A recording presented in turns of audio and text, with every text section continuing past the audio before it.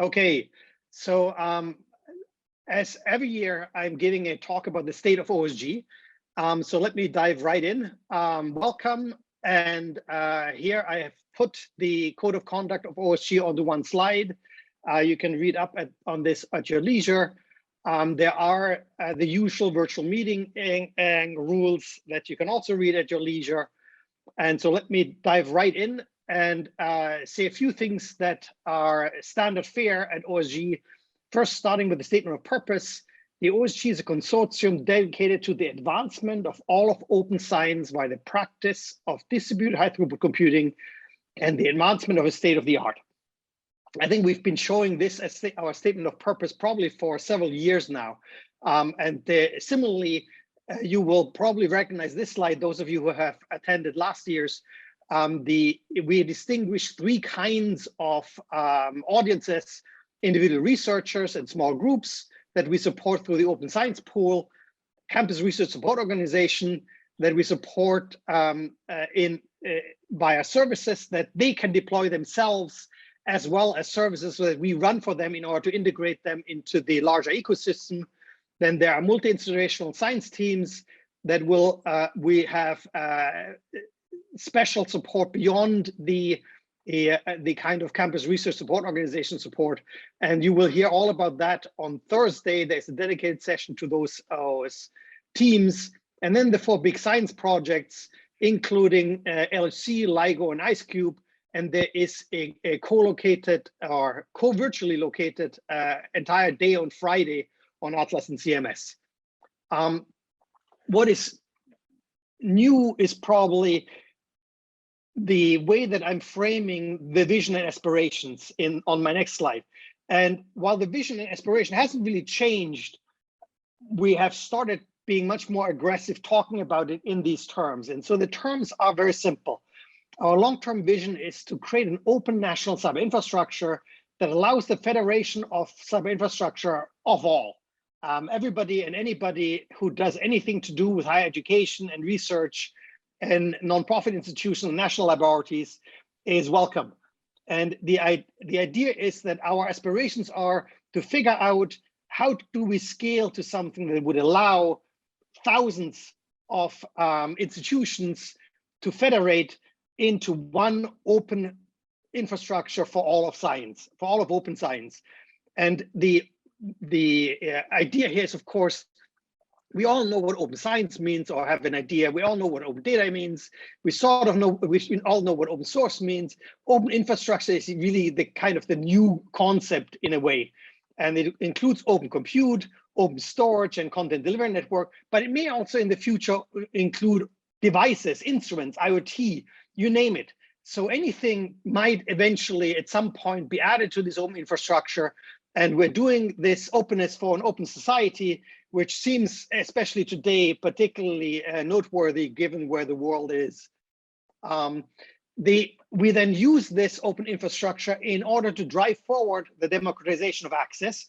And in my mind, the most eloquent way that this has been formulated and in one slide is the way it is formulated by the Minds We Need organization on their website. It is to connect every community college, every minority serving institution, and every college and university, including urban, rural, and tribal, to a world-class secure research and education infrastructure, et cetera, et cetera. And in order to engage and empower every student and researcher, because we don't know where the next geniuses are coming from. And there's an entire session this year dedicated to this tomorrow morning. And so you will hear lots more about this. And there's here and there in the program, we will find that we allude to this. Now, we ourselves in OSG have two federations. We have a compute federation and a data federation. Let me talk about the compute federation first. Our usual map has, at this point in time, when you go online to display it at openscience.org, 149 green dots. That includes 64 US institutions contributing compute resources during the year ending March 9th.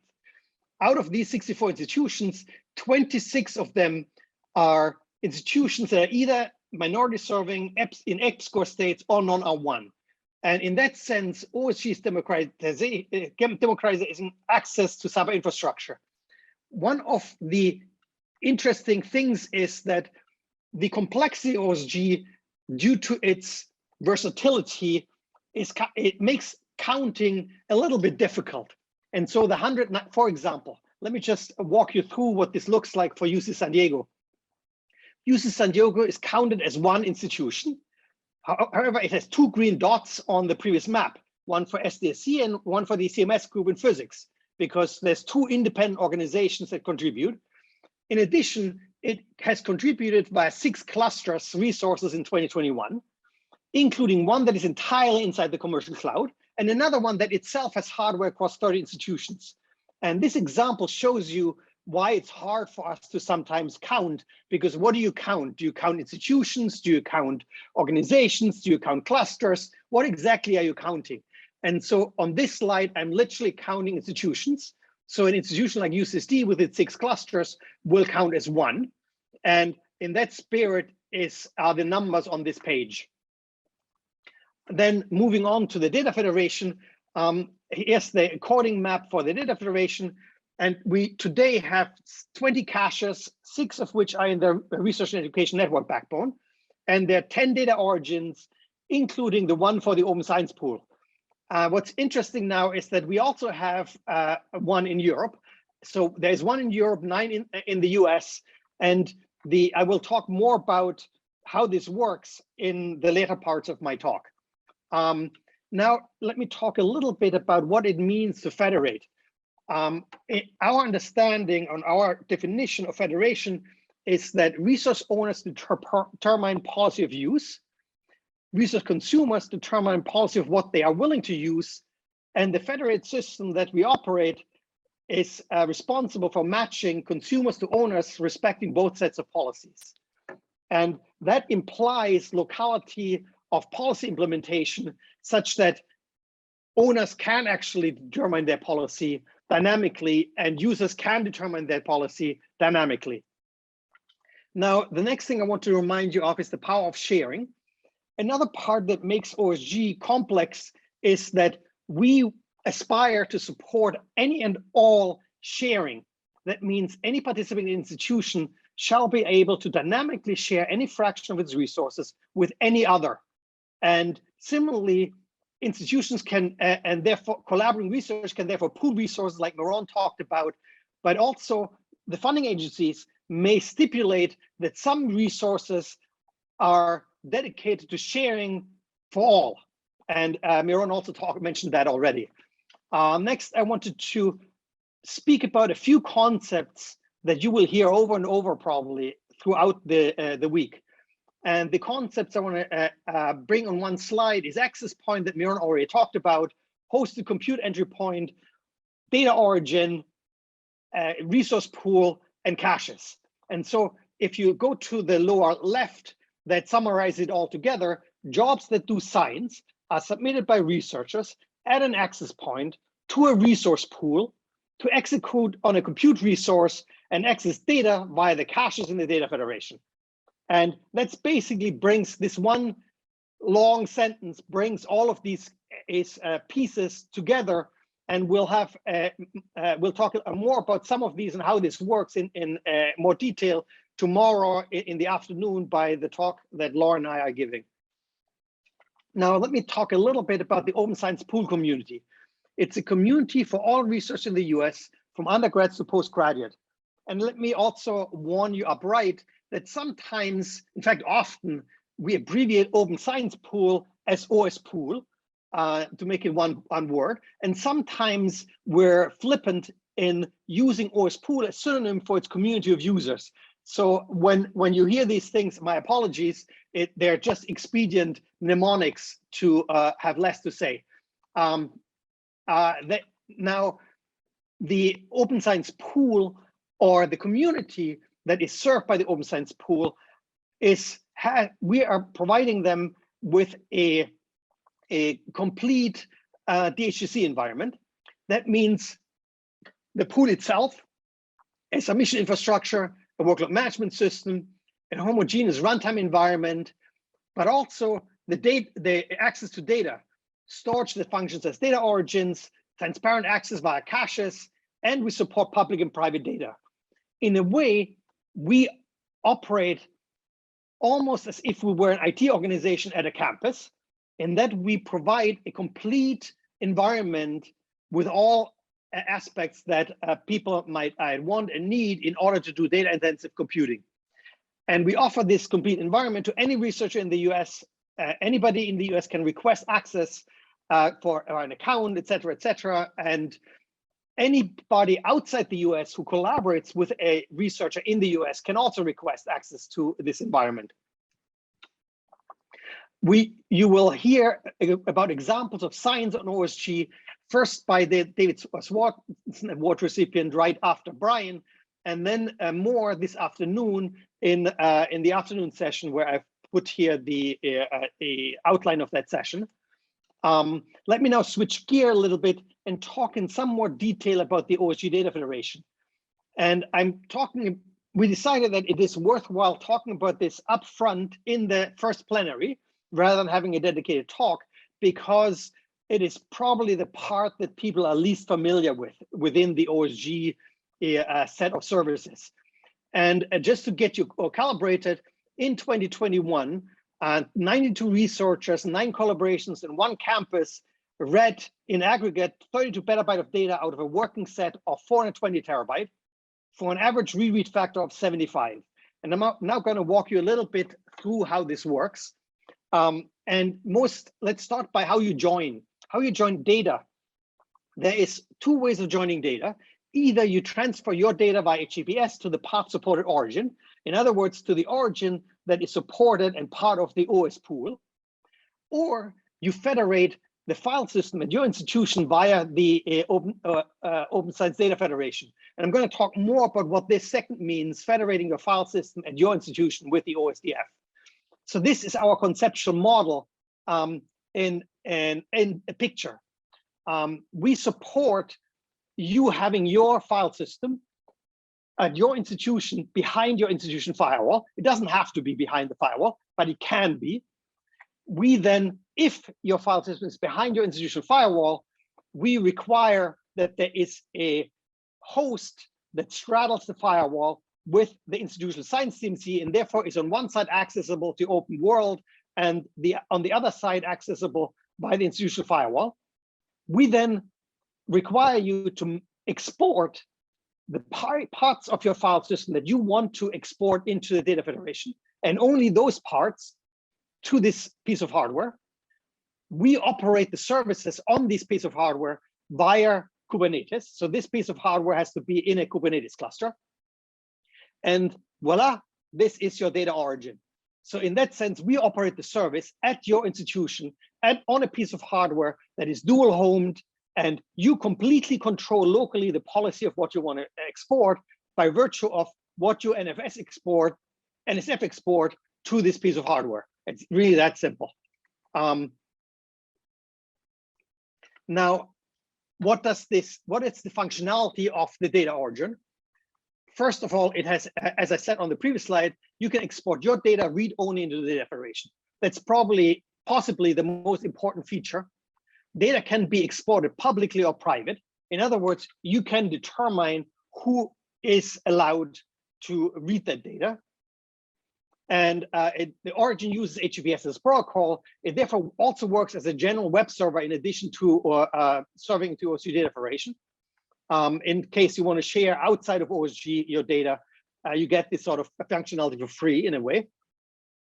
However, given that it is just an HTTPS web server at some level, you also can use it to store output data back that was produced on OSG.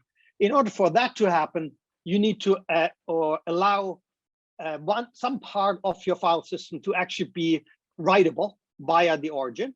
And you can then do puts of files as part of an HG Conda workflow.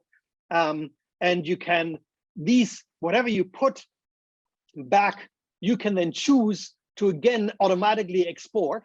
So whatever is writable can also be readable in the same way and exported into the Data Federation. The data origin is therefore a full-fledged element that allows reading of parts of it, public, private, writing for some people that you want to support, et cetera, et cetera, et cetera. Another important feature of this is that the global namespace is separate from the origins that hold the data. In other words, you can move data between origins via HTTPS without changing how the data is accessed via the Data Federation. Literally, nobody will notice if you do this right. So therefore, you can either do maintenance on your origin by having another one and bringing the first one down, or you can move things around because maybe you start with having something private and then you want to make it public, and another organization is responsible for the public data.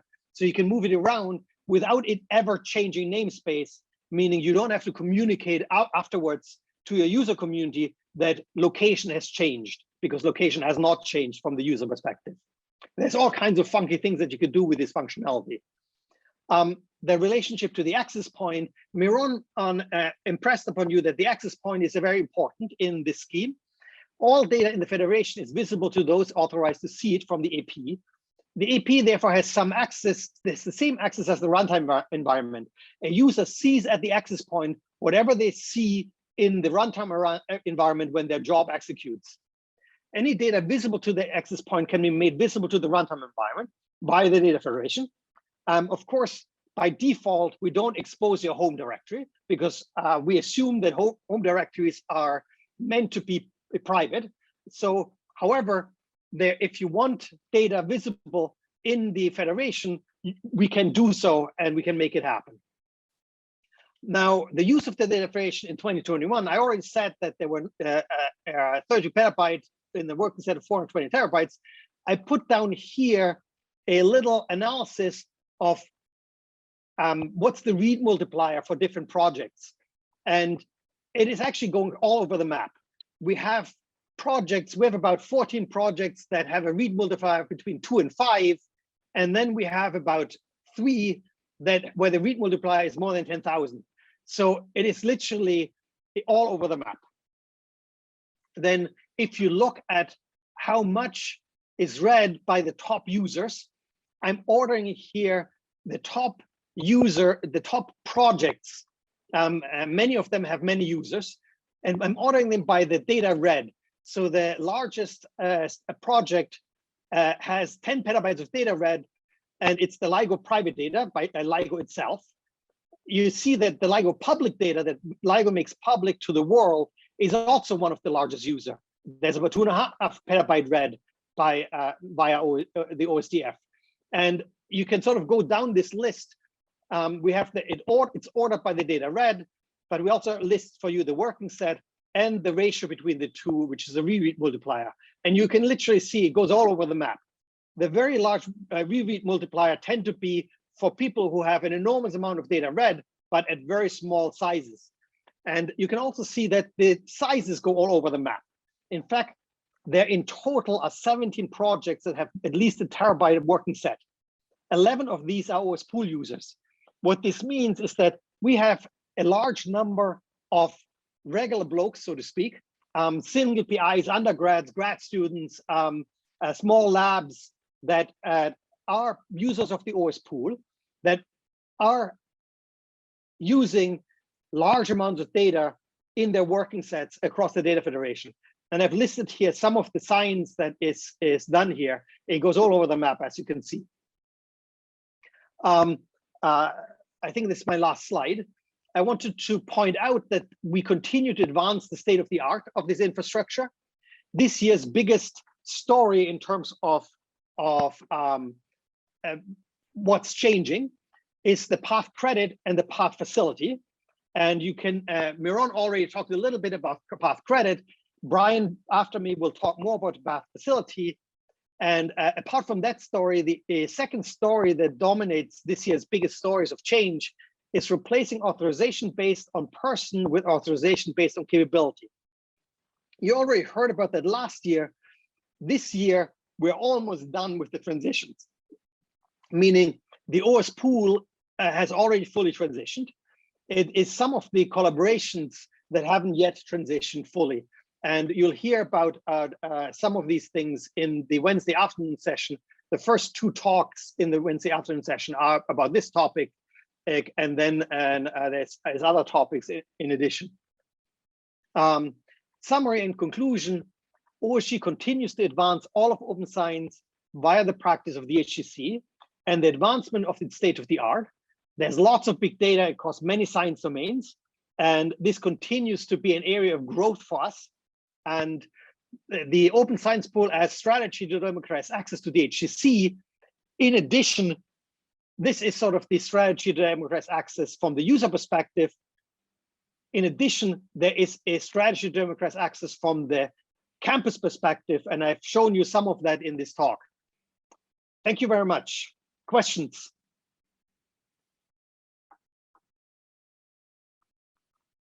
Are there any immediate burning questions? Otherwise, we'll move on to Brian.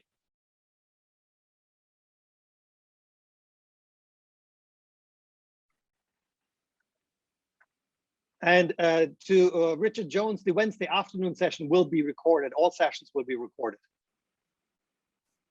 Frank, I've got a quick question with my hand Yep. up. I think your first slide where you focused on the Data Federation, you mentioned some number of researchers who had used it in the last year. Was that projects or users that may have represent? Okay, so some of those represent. Actually, sorry, it wasn't that either. I take that back. It wasn't that either. It's actually, it was actually namespaces. Okay. Okay. So Derek gave me a spreadsheet of the access. The easiest way for us to do the accounting is to look at the namespace, look at how often that was read, look at what was read out of that namespace, and therefore define a working set, define the total amount read, and then we just count that. I've literally counted rows in that spreadsheet. So it's neither projects nor users, it's namespaces. Got it. And so some of those represent multiple researchers. Some of that it is possible, exactly. Some of those may represent communities, some of those may represent parts of projects, because some projects may have two namespaces. So it's a complicated, as everything in OSG, counting is the most complicated thing we do in some weird way. Julio, you have your hand up. Yeah. Hey, Frank. You had a slide about policies involving the consumers and the providers, and what I took away from it was that either the providers or the consumers can decide which resources to select. So, correct. Like for example, if there is a consumer who does not want to use a particular site, let's say they just have a policy or they just don't want to go that way, do they have that ability to make that kind of a selection? Correct, they do. So you can blacklist or whitelist. I can't remember how it's implemented, but I think it's whitelist. And this is actually commonly done, and it's probably less commonly done on the OS pool. It's more commonly done by within the collaborations, that people whitelist their collaborators, for example, because they argue, well, I'm going to get enough from just my own collaboration, and off I go. It's also done sometimes because people don't trust a certain location or have had bad experiences with a certain location.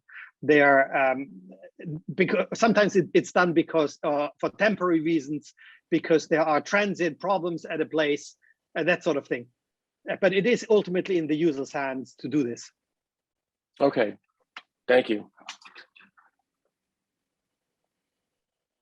Any other questions? Otherwise, it's all Brian's. Brian, why don't you bring up your slides?